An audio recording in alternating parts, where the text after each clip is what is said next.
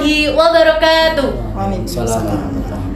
Selamat datang di acara The Talk. Ini merupakan podcast dari Departemen Advokesma Dema FTIK UIN Salatiga. Perkenalkan, nama saya Umi Halimatul Zikriyah. Saya di sini sebagai moderator podcast pada kesempatan kali ini.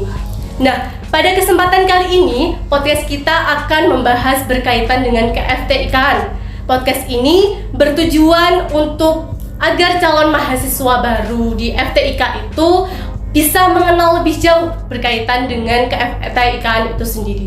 Nah, pastinya dalam podcast kali ini saya tidak sendirian. Saya didampingi oleh dua narasumber yang keren sekali. Beliau adalah salah satu pimpinan dari Fakultas Tarbiyah dan Ilmu Keguruan.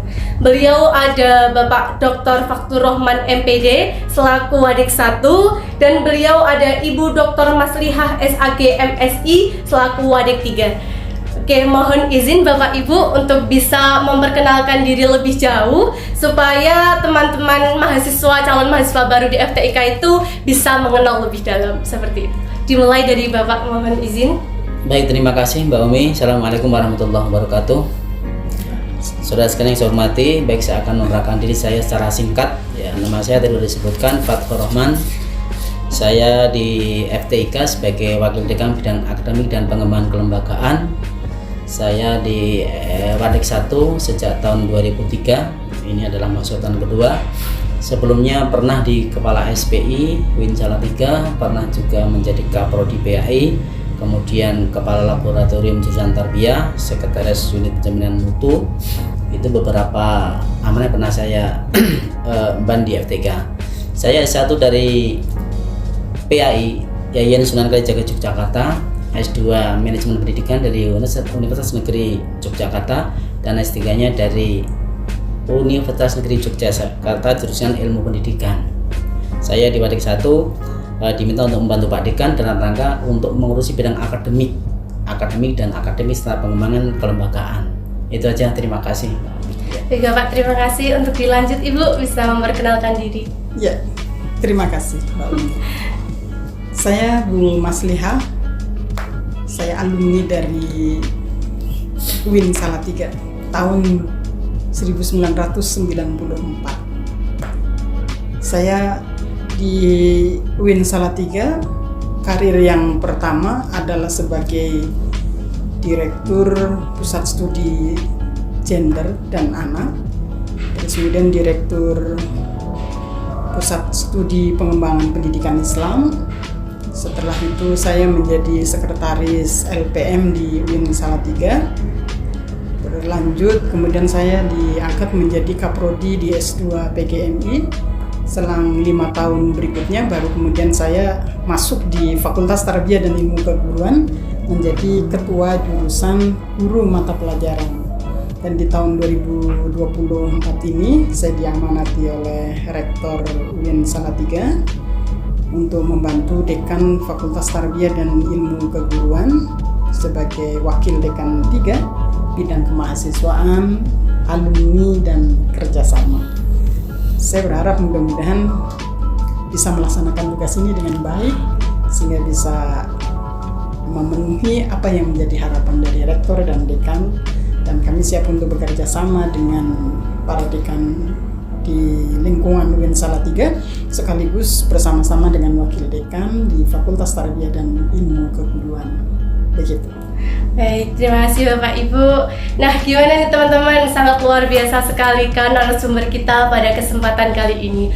Mungkin langsung saja ya Bapak Ibu memasuki di pertanyaan mungkin dari Bapak Wadik 1 dulu, Bapak Dr. Faktur Rohman MPD yang selaku di bidang akademik. Untuk pertanyaannya berkaitan dengan UIN Salatiga ini ya Bapak, berkaitan Green Wasatiyah Kampus. Nah, nilai Wasatiyah itu sendiri, apakah hal tersebut itu apa yang dimaksud dengan Wasatiyah Kampus itu sendiri Bapak? Baik, terima kasih Mbak Umi. Jadi ada Green Wasatiyah Kampus. Itu adalah sembunyian yang kita canangkan di UIN Salatiga. Jadi green itu artinya apa? Green itu hijau ya. Hijau, betul. Jadi bagaimana kampus ini kita bikin hijau, asri, dan senyaman mungkin bagi mahasiswa. maka kita banyak program dan silakan mungkin juga baru dilaksanakan, ada berbagai macam penanaman dan penataan penghijauan. Harapannya kita itu nanti jadi green, jadi seger gitu kalau anak-anak kuliah dan jadi nyaman di sini. Kemudian Wasatiyah Kampus, Kemenag itu beberapa tahun mempropagandakan ya namanya Wasatiyah Islam, sehingga kita sebagai bagian dari PT KIN juga harus menjunjung tinggi Wasatiyah Islam, Islam Wasatiyah, Wasatiyah Islam, Islam yang tengah-tengah atau Islam moderat gitu. Nah di kita juga ada beberapa program untuk implementasi Islam Wasatiyah, yaitu kita punya rumah moderasi beragama. Itu ada kampusnya di bawah Lembaga Penelitian dan Pengabdian Masyarakat ya, di Gedung Rektorat. Itu yang mengkoordinir berbagai macam kegiatan terkait dengan Wasatiyah Islam.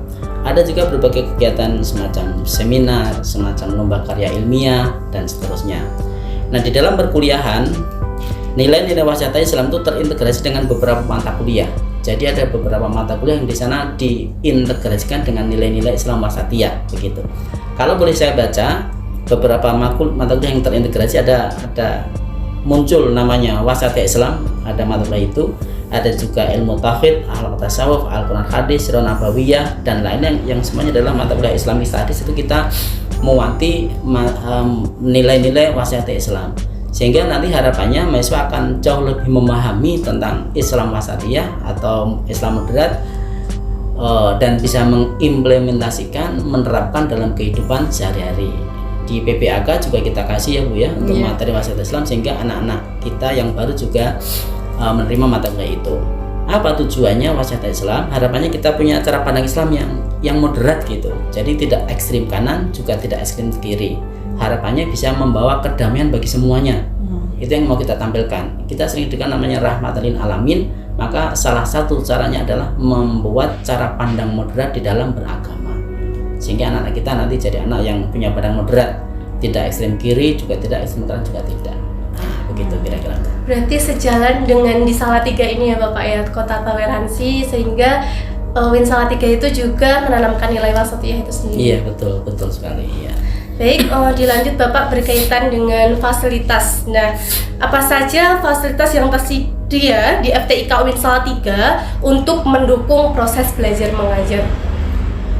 Kalau bicara fasilitas, kita selalu berbenah dari tahun ke tahun ya, yang pasti kita berusaha memberikan layanan yang terbaik, yang senyaman mungkin akan mahasiswa bisa kuliah dengan maksimal ya. Ruang kelas kita siapkan, kemudian ada ruang baca kita siapkan, ada lab komputer juga kita siapkan, yang terbaru kita ingin lab micro teaching itu juga kita siapkan ya, ada lab bahasa juga kita siapkan. Harapannya mahasiswa nanti bisa belajar dengan nyaman. Selama ini perpus kita masih gabung dengan university di sebelah, itu kira-kira jalan sekitar 25 meter lah. Nah kami baru mengusulkan ke depannya agar di fakultas juga dibuat ruang perpus tersendiri. Saya sudah ikut dengan kampus kepala perpustakaan, ini kedamaian baru kita rancang, sehingga nanti harapannya mahasiswa lebih nyaman untuk belajar di komplek gedung kita ini. Selain itu kita juga ada free wifi. Free wifi itu memberi peluang kepada mahasiswa untuk bisa mengakses informasi sebanyak-banyaknya, terutama terkait dengan pembelajaran, sehingga dengan itu harapannya nanti mahasiswa akan lebih luas wawasannya, lebih luas eksplor materinya, lebih luas macam hal. Itu yang kami harapkan, sehingga mahasiswa juga tidak ketinggalan informasi, dia bisa selalu up to date, bisa in dengan zamannya itu. Kalau fasilitas yang lain saya kira juga adalah, misalnya tempat sholat, misalnya kamar mandi, misalnya tempat ruang-ruang baca juga kita bikin gazebo di luar itu. Harapannya mahasiswa juga bisa istirahat sambil menikmati udara segar, sambil baca-baca buku, seperti itu juga kita siapkan gitu. Ruang kuliah kita siapkan, kita juga siapkan ruang munakosah yang terpisah begitu. Harapannya nanti akan lebih khidmat pelaksanaan ujian skripsi mahasiswa di S1 kita. Gitu Mbak, kira-kira. Nah itu teman-teman, mengenai fasilitas yang ada di FTIK itu sudah sangat memadai, jadi jangan ragu-ragu atau jangan gimana sih fasilitasnya itu. Nah tadi sudah dijelaskan Bapak Wadek bahwasannya fasilitas FTIK itu sangat-sangat memadai, jadi jangan pernah ragu ya untuk berada di Fakultas FTIK Win Salatiga. Nah selanjutnya nih Bapak, berkaitan dengan keunggulan akademik, bagaimana FTIK Win Salatiga memastikan bahwa lulusannya memiliki kompetensi yang sesuai dengan kebutuhan masyarakat? Betul, Bapak. Baik, terima kasih Mbak Umi. Terkait dengan lulusan, jadi lulusan itu kita itu kan FTIK, yang kita garap adalah bagaimana anak-anak jadi guru yang profesional, itu pasti. Sehingga kita fasilitasi dengan kurikulum yang support dengan masing-masing prodi. Nah, kita tiap beberapa tahun sekali juga selalu mereview kurikulum bagaimana agar kurikulum tetap relevan dengan perkembangan dan tuntutan zaman saat ini. Ada keunggulan di FTIK, pertama dalam bidang IT, yang kedua dalam bidang bahasa. Jadi kami ingin unggul, anak-anak kami unggul dalam bidang IT dan dalam bidang bahasa. Apa langkah kami? Langkah kami adalah memasukkan mata kuliah itu di semua prodi, sehingga sekarang ini semua prodi ada mata kuliah TOEFL. Ya, pastikan. Dan mahasiswa kalau mau skripsi harus sudah punya skor TOEFL yang memadai. Yang kedua, mahasiswa juga kita bekali dengan mata kuliah pilihan, yaitu berupa IT, ya, IT apa itu berupa apa itu namanya? Apa namanya? Saya lupa, Mbak. Namanya di teknik informasi. Sehingga harapan kami nanti mahasiswa itu punya kemampuan bahasa yang memadai dan juga kemampuan IT yang memadai. Karena anak-anak kita nanti akan hidup di era global, era milenial. Sehingga mereka harapan kami bisa berkomunikasi, bisa berkolaborasi, bisa berinteraksi dengan masyarakat global. Maka syarat wajibnya adalah harus punya kemampuan bahasa dan punya kemampuan IT. Maka kami dorong anak-anak kami selalu agar keluar dari Indonesia. Jangan hanya di Salatiga, jangan hanya di Jawa Tengah, tapi coba di luar sana banyak yang menarik. Apa itu Anda mau mengembangkan diri, mengembangkan ilmu, mau kuliah dan seterusnya. Maka tadi disampaikan ya, anak-anak keunggulan kita adalah salah satu dalam bidang bahasa dan IT, sehingga dengan bekal itu mereka bisa berselancar kemana-mana. Nah, itu harapan kami begitu, Mbak. Menyinggung sedikit ya Bapak berkaitan dengan kurikulum tadi. Nah, kelebihan kurikulum di FTIK itu sendiri apa sih Pak dibandingkan dengan institut-institut lainnya? Kalau dibilang kelebihannya apa ya, kita selalu mereview, selalu mengkontekskan, selalu kita sambungkan dengan tuntutan dan perkembangan zaman tadi. Yang kedua, kita berusaha untuk membuat kurikulum yang seramping-rampingnya, begitu, tidak terlalu banyak beban SKS-nya, sehingga nanti harapannya mahasiswa juga tidak terlalu terbebani dengan berbagai macam tuntutan kegiatan kurikuler. Yang kedua tadi kita tonjolkan tadi keunggulan yang saya sampaikan tadi. Jadi semua prodi, semua mahasiswa kita dorong agar kuat dalam bidang IT dan dalam bidang bahasa. Maka di semua mata kuliah, semua prodi ada mata kuliah itu. Jadi ada mata itu, sehingga itulah harapan kami nilai lebih dari kita itu Mbak. Oke, baik Bapak, terima kasih telah menjelaskan berkaitan kinerja dari Wadek 1 itu sendiri. Untuk selanjutnya kita bergeser Ibu ke Wadek 3. Beliau adalah Dr. Maslihah SAG MSI. Beliau di ranah Wadek 3 di Kemahasiswaan dan Kerjasama Alumni. Nah, langsung saja mungkin ya Ibu untuk pertanyaannya berkaitan dengan prestasi akademik FTIK. Nah, apa saja prestasi akademik yang telah diraih oleh FTIK dalam beberapa tahun terakhir ini, Ibu? Oke. Terima kasih. Capaian prestasi yang dimiliki oleh mahasiswa mengikuti keselarasan apa yang menjadi keinginan dalam kurikulum dari Fakultas Tarbiyah dan Ilmu Keguruan. Jadi prestasi yang diprodukkan oleh Fakultas Tarbiyah dan Ilmu Keguruan itu, satu adalah di bagian akademik dan yang kedua adalah di non akademik. Di bagian akademik tentu muatannya sesuai dengan substansi keilmuan di masing-masing program studi ya. Yang kedua, yang prestasi non akademik meliputi seluruh kegiatan yang ada, baik itu dari olahraga, kesenian, bahasa, sains, sosial dan budaya. Gitu. Jadi saya mendorong kepada semua mahasiswa untuk mengambil peluang ataupun kesempatan yang ditawarkan melalui informasi-informasi di web, informasi YouTube dan lain-lain tentang tawaran untuk kompetisi, baik itu di dalam maupun di luar negeri. Dan alhamdulillah beberapa capaian yang diperoleh oleh mahasiswa kami juga cukup membanggakan. Mereka mampu untuk menembus batas tanpa harus kami membimbing, mendikte satu bagian per bagian, tetapi mereka mampu untuk menjangkau informasi yang seluas mungkin sehingga dia bisa memperoleh capaian prestasi akademik maupun non-akademiknya. Dan terbukti di kegiatan di Perguruan Tinggi Keagamaan Islam Negeri juga cukup diperhitungkan Fakultas Tarbiyah dan Ilmu Keguruan. Begitu, Pak. Baik Ibu, luar biasa sekali bukan prestasi yang telah didapat oleh Fakultas Tarbiyah Ilmu dan Ilmu Keguruan itu sendiri. Nah, berkaitan dengan kerjasama institusi, Bu. Nah, bentuk kerjasama yang telah dilakukan oleh FTIK dengan Kementerian Agama itu seperti bagaimana, Ibu? Ya, terima kasih. Jadi kerjasama yang memang dirancang bangun oleh Fakultas Tarbiyah dan Ilmu Keguruan itu tidak hanya berada dalam ruang lingkup kerja di Kementerian Agama, tetapi di luar itu. Hal ini terbukti bahwa capaian kerjasama itu bisa berada di luar itu, di luar kementerian itu. Kami juga bisa bekerja sama dengan Kementerian Pendidikan Nasional, dan kemudian kami juga bisa bekerja sama dengan bidang-bidang usaha yang lain untuk membangun jiwa-jiwa entrepreneurship bagi mahasiswa dan juga di bidang sosial budaya. Insya Allah nanti dalam waktu dekat kami juga akan tampilkan tarian-tarian gitu di negara tetangga kami. Mudah-mudahan tidak halangan untuk pelaksanaan di bulan Mei 2025. Dan kerjasama itu melingkupi di Tridharma Perguruan Tinggi. Semua ini dalam rangka untuk mengusung capaian akreditasi yang harus dikejar oleh Fakultas Tarbiyah dan Ilmu Keguruan untuk mencapai akreditasi unggul. Jadi semua rangkaian kegiatan akademik maupun non-akademik semuanya harus diawali dari kerjasama.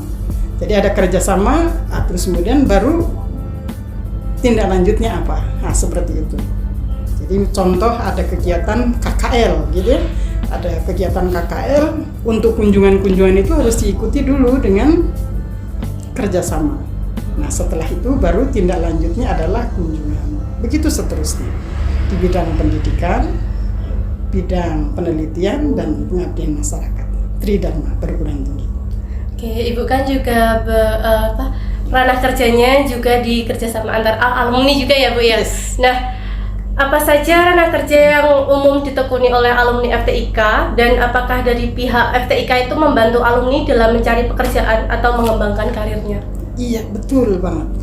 Jadi di akreditasi itu mengarahkan kepada kita bahwa capaian untuk mahasiswa itu tidak hanya sebatas mengantarkan kepada mereka lulus, tetapi juga mengantarkan kepada mereka untuk mendapati karir sesuai dengan masa pengembangan yang ada di fakultas.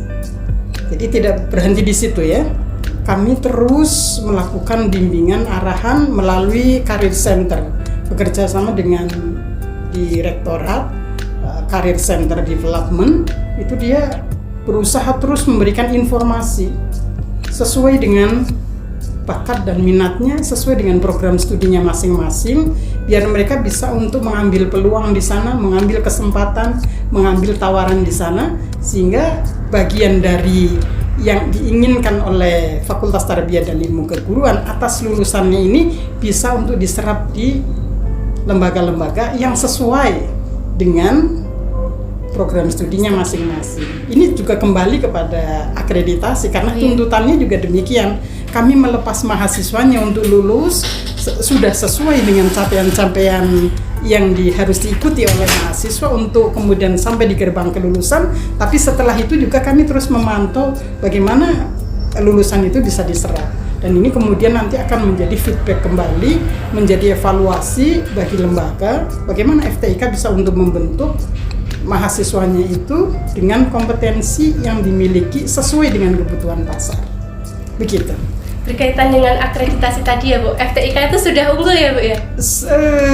Kan setiap program studi. Oh iya. Iya. Program studinya masing-masing, ada yang sudah unggul, ada yang memang masih masih B, ya masih Masih B, proses. masih proses karena ada program studi juga yang masih baru ya di bawah 3 tahun sehingga masih belum bisa untuk mendapati akreditasi unggul. Insya Allah nanti di tahun 2025 ini sains data bisa unggul, termasuk persiapan untuk akreditasi yang lain untuk prodi tadris matematika, terus pendidikan agama Islam, tadris bahasa Inggris.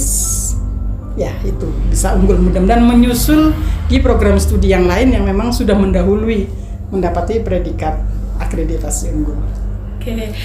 Berkaitan lagi dengan alumni Ibu, bagaimana, apakah ada kegiatan yang dilakukan oleh pihak FTIK itu sendiri untuk menjaga hubungan dengan alumni? Iya, ada.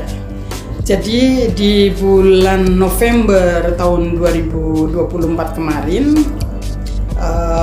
telah terbentuk namanya FTIK, Ikatan Keluarga Alumni Fakultas Tarbiyah dan Ilmu Keguruan. Ini mengikuti amanah dari Statuta UIN Salatiga nomor 69 untuk dibentuk Ikatan Keluarga Alumni. Dan alhamdulillah sudah terbentuk, sudah ada ketuanya, dan ini dimaksudkan sebagai wadah untuk mempererat tali silaturahim sebagaimana yang ada dalam statutanya itu. Dan yang kedua adalah untuk membantu peran dari alumni itu kepada alma mater untuk peningkatan tridharma perguruan tingginya. Dan kemudian yang ketiga, membuat usaha bagi alumni untuk bersama-sama mengembangkan kemampuan yang dimiliki oleh alumninya. Dan yang terakhir adalah memberikan motivasi kepada teman-teman alumni itu untuk bersama-sama mengembangkan kompetensi dirinya sehingga dia bisa untuk membawa nama baik alma mater. Sehingga sampai di situ tadi kami mencetak alumni, tetapi juga tidak melepas. Kami tetap merengkuh mereka sebagai bagian dari keluarga kami untuk bisa bersama-sama mencapai tujuan apa yang ada dalam tujuan di Fakultas Tarbiyah dan Ilmu Keguruan, sekaligus juga menjunjung tinggi nilai-nilai yang ada di Universitas Islam Negeri Salatiga. Jadi walaupun udah lulus masih tetap dirangkul ya Ibu? Masih tetap dirangkul, masih dijalin hubungan kekerabatan, kekeluargaannya dan akademiknya gitu. Baik, dengan berita yang bersebaran saat ini ya Bu ya, sangat viral sekali mengenai efisiensi anggaran. Nah, apakah di tahun ini acara seremoni mahasiswa baru akan tetap diadakan mengingat efisiensi anggaran yang telah terjadi, Bu? Oke, memang ini adalah amanat dari Presiden ya untuk efisiensi di berbagai bidang. Kami bukan bermaksud untuk menomorduakan satu kegiatan dengan kegiatan yang lain, menganggap penting ini tidak penting, itu bukan. Nah, untuk orientasi mahasiswa untuk tahun 2025 ini termasuk bagian yang kena efisiensi, terus terang aja. Tetapi saya sudah memikirkan bahwa meskipun ini sudah terkena efisiensi, ini berarti tidak ada bantuan anggaran dari pemerintah, maka kami tetap untuk membangun komunikasi dulu dengan DEMA dan SEMA yang di dalamnya berarti ada HMPS. Bagaimana caranya biar kita bisa keluar dari kerumitan finansial. Kita kan biasa toh ada istilahnya kegiatan-kegiatan mandiri gitu. Jadi kayak seperti kemarin itu ada kegiatan yang memang mendapati subsidi anggaran untuk 1, 2, 3, 4 kegiatan. Tetapi di dalamnya ternyata juga ada kegiatan mandiri yang dimiliki oleh mahasiswa. Ternyata dana kemandirian yang dimiliki oleh mahasiswa ini juga cukup berarti besar. Nah, oleh karena itu nanti ketiadaan anggaran yang ditujukan kepada kegiatan orientasi mahasiswa ini, maka kami akan membangun kemandirian-kemandirian yang dimiliki oleh mahasiswa. Jadi ketiadaan anggaran itu bukan berarti menandai ketiadaan kegiatan orientasi pengenalan budaya akademik dan kemahasiswaan di Fakultas Tarbiyah dan Ilmu Keguruan. Saya menunggu ide-ide kreatif, ide-ide brilian yang kemudian nanti bisa kita formulasikan menjadi sebuah kegiatan yang bisa memiliki kesetaraan dengan kegiatan orientasi di tahun-tahun sebelumnya. Sehingga dalam kesimpulan yang bisa saya sampaikan bahwa meskipun ketiadaan anggaran, kita tidak mati dalam kegiatan, tetapi kita akan memunculkan ide-ide bagus. Sehingga tujuan untuk mengenalkan bagaimana dunia kampus, bagaimana dunia akademik, bagaimana dunia pengabdian, bagaimana dunia penelitian, bagaimana dunia kemahasiswaan dengan seluk-beluk organisasinya itu bisa disampaikan kepada mahasiswa baru. Sehingga mahasiswa baru itu tidak buta dan tuli berkaitan dengan apa yang ada di lingkungannya dan apa yang harus dilakukan untuk mencapai satu tujuan kelulusan dan menjadikan mahasiswa menjadi mahasiswa yang plus. Begitu. Nah itu teman-teman jangan pernah risau ya, walaupun saat ini ada efisiensi anggaran dari pihak fakultas sendiri akan berupaya ya kan Bu ya mengenai kegiatan pengenalan budaya untuk calon mahasiswa baru. Dari itu, nah nggak terasa nih kita hampir usai podcast ini. Mohon izin Bapak Ibu untuk berkenan memberikan closing statement kepada calon mahasiswa baru FTIK. Mungkin dimulai dari Bapak Wadik 1. Baik, terima kasih Mbak Omi, adik-adik semua yang saya hormati, yang berbahagia. Kami dari FTIK Win Salatiga siap menerima Anda bergabung dengan kami. Mari kita kembangkan bakat dan potensi semua dari kalian di FTIK Win Salatiga. Terima kasih. Oke, lanjut Ibu. Oke. Untuk memberikan. Saya mengajak kepada seluruhnya bahwa sesanti dari Fakultas Tarbiyah dan Ilmu Keguruan adalah mendidik dengan hati, berprestasi tiada henti, melayani sepenuh hati, berkreasi tiada henti. The best choice for better teacher. Oke. Best choice better teacher. Wah. Nah, demikian podcast kita kali ini. Nantikan podcast-podcast menarik dari Departemen Advokesma DEBA FTIK UIN Salatiga. Apabila dalam podcast kali ini terdapat kesalahan, mohon dimaafkan. Terima kasih kepada Bapak Wadik 1, Ibu Wadik 3 telah berkenan untuk menghadiri acara podcast kali ini. Sama-sama. Sukses selalu. Amin. Oke, saya pamit undur diri. Saya Umi Halimatul Zikriya. Mohon maaf dan wassalamualaikum warahmatullahi wabarakatuh.